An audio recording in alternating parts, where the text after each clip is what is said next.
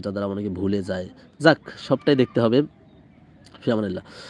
আচ্ছা, ফা মিম জবর বাজের বি, হামজা ইয়া জবর আই, বি আই জবরের বাম পাশ ইয়া সাকিন হয়েছে। এখানে জবরের বাম পাশ ইয়া সাকিন হয়েছে। জবরের বাম পাশ যদি ইয়া সাকিন হয় তাহলে পরে কি করতে হয়?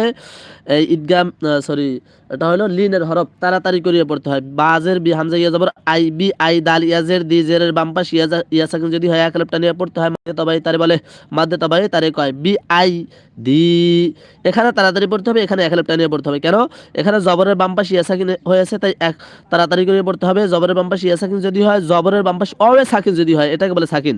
এই সাকিনটা যদি অয়ের উপরে হয় এবং ইয়ার উপরে হয়, এখানে ইয়ার উপরে হয়েছে, তাহলে তাড়াতাড়ি করে পড়তে হয়। মাদ্দে লিন তারে কয় বি আই, দাল ইয়াজের দি, জেরের বাম পাশে ইয়া সাকিন যদি হয় এক আলিফটা নিয়ে পড়তে হয়। মাদ্দে তবাই তারে কয় দি, বি আই দি, বি আই দি।